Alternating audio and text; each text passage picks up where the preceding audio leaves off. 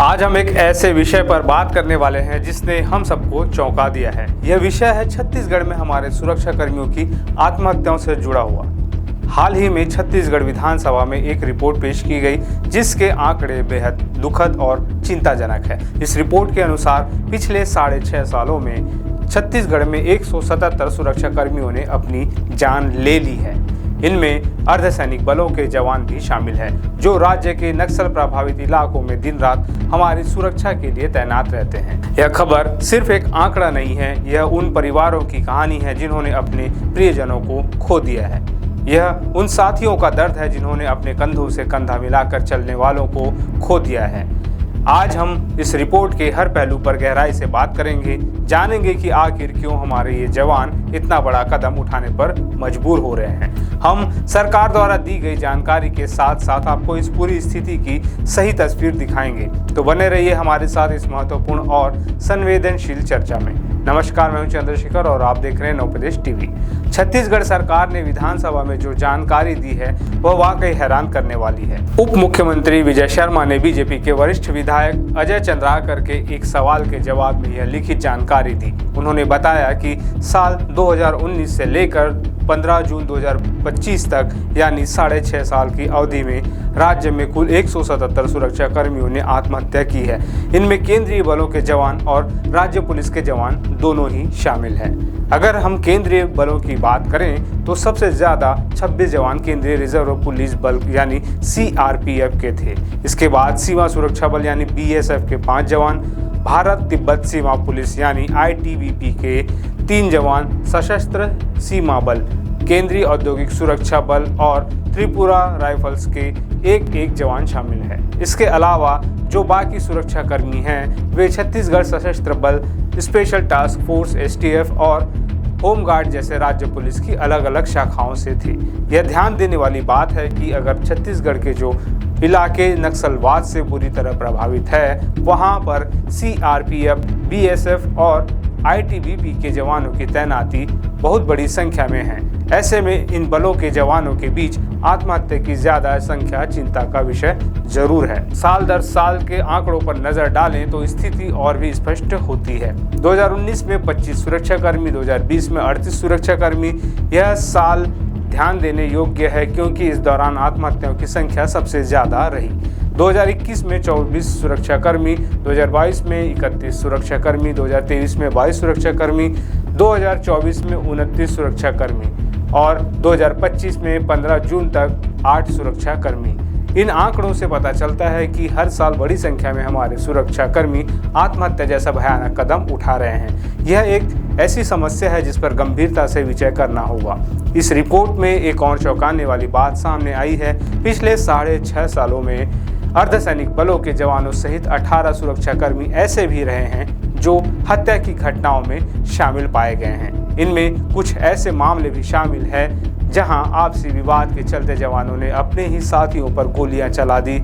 यह दिखाता है कि हमारे सुरक्षाकर्मी किस तरह के मानसिक दबाव और तनाव से गुजर रहे होंगे कि इस तरह की दुर्भाग्यपूर्ण घटनाएं हो रही है। हालांकि रिपोर्ट में इन हत्याओं के पीछे के विशिष्ट कारणों का विस्तार से उल्लेख नहीं किया गया है, लेकिन यह साफ है कि परिस्थितियां इतनी गंभीर हो जाती है कि जवान अपना आपा खो बैठते हैं। अब सबसे महत्वपूर्ण सवाल यह उठता है कि आखिर क्यों हमारे सुरक्षाकर्मी आत्महत्या और हत्या जैसे चरम कदम उठा रहे हैं। इस सवाल के जवाब में उप मुख्यमंत्री शर्मा ने अपने लिखित उत्तर में बताया है कि जब भी ऐसी कोई घटना होती है तो उसकी पूरी जांच की जाती है। जांच के दौरान विभागीय अधिकारियों, मृतक के परिवार वालों और दूसरे गवाहों के बयान लिए जाते हैं और फिर समीक्षा करके आगे की कार्रवाई की जाती है। जांच में जो मुख्य कारण सामने आए हैं उनमें शामिल है पारिवारिक कारण।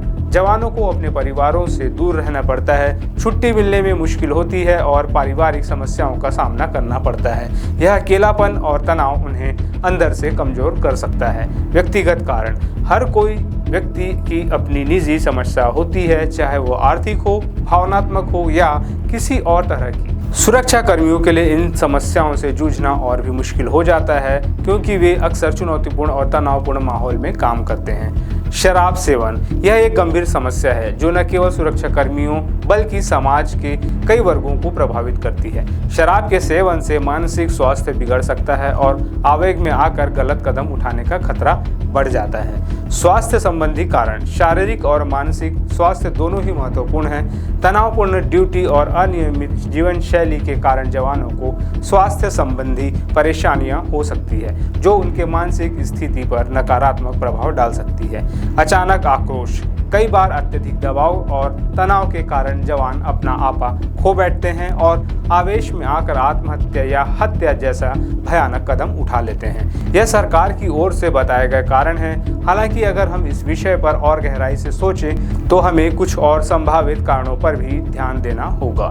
नक्सल प्रभावित क्षेत्रों में काम करने का दबाव बहुत अधिक होता है। जवानों को लगातार जान का खतरा बना रहता है, उन्हें मुश्किल परिस्थितियों में रहना पड़ता है और कई बार उन्हें लंबे समय तक अपने घरों से दूर रहना पड़ता है। यह सब मिलकर उनके मानसिक स्वास्थ्य पर बुरा असर डालता है। इसके अलावा कई बार जवानों को पर्याप्त आराम नहीं मिल पाता, उनकी छुट्टियां समय पर स्वीकृत नहीं होती और उन्हें अपनी शिकायतों या समस्याओं को व्यक्त करने के लिए उचित मंच नहीं मिल पाता। यह भी उनके अंदर घुटन और निराशा पैदा कर सकता है। उप मुख्यमंत्री शर्मा ने अपने जवाब में यह भी जानकारी दी है कि सभी पुलिस अधीक्षक और सैन्य अधिकारी अपने अधीनस्थ पुलिस अधिकारियों और कर्मचारियों को मानसिक रूप से मजबूत बनाने के लिए कई कल्याणकारी गतिविधियां चला रहे हैं। हालांकि उन्होंने इन गतिविधियों के बारे में विस्तार से नहीं बताया। यह जरूरी है कि सरकार इस दिशा में और भी प्रभावी कदम उठाए। जवानों के मानसिक स्वास्थ्य को प्राथमिकता दी जानी चाहिए। उन्हें नियमित रूप से मानसिक स्वास्थ्य सहायता मिलनी चाहिए जिसमें काउंसलिंग और थेरेपी शामिल हो। उनकी छुट्टियों को समय पर स्वीकृत किया जाना चाहिए ताकि वे अपने परिवारों के साथ समय बिता सकें और तनाव मुक्त हो सकें। इसके अलावा कार्यस्थल पर बेहतर माहौल बनाना भी ज़रूरी है। जवानों को अपनी समस्याओं और शिकायतों को व्यक्त करने के लिए एक सुरक्षित और प्रभावी मंच मिलना चाहिए जहां उनकी बातों को गंभीरता से सुना जाए और उन पर कार्रवाई की जाए। शराब के सेवन की समस्या से निपटने के लिए प्रभावी नशा मुक्ति कार्यक्रम चलाए जाने चाहिए और जवानों को स्वस्थ जीवन शैली अपनाने के लिए प्रोत्साहित किया जाना चाहिए। हमें यह भी समझना होगा कि नक्सल प्रभावित क्षेत्रों में काम करने वाले जवानों की चुनौतियां अलग हैं और उनकी मानसिक स्वास्थ्य आवश्यकताओं को पूरा करने के लिए विशेष ध्यान देने की ज़रूरत है।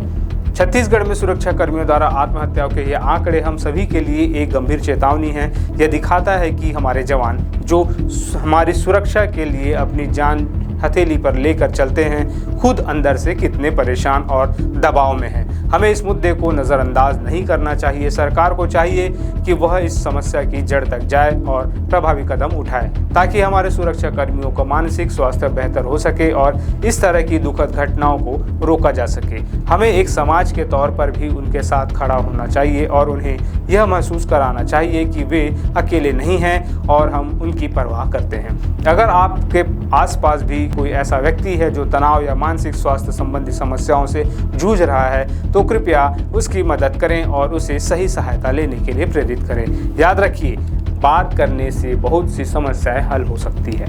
आज के लिए बस इतना ही। अगर आपको यह वीडियो जानकारीपूर्ण लगा हो तो इसे लाइक करें, शेयर करें और हमारे चैनल को सब्सक्राइब करना ना भूलें। आपकी राय और सुझाव हमें कमेंट सेक्शन में ज़रूर बताएं। नमस्कार।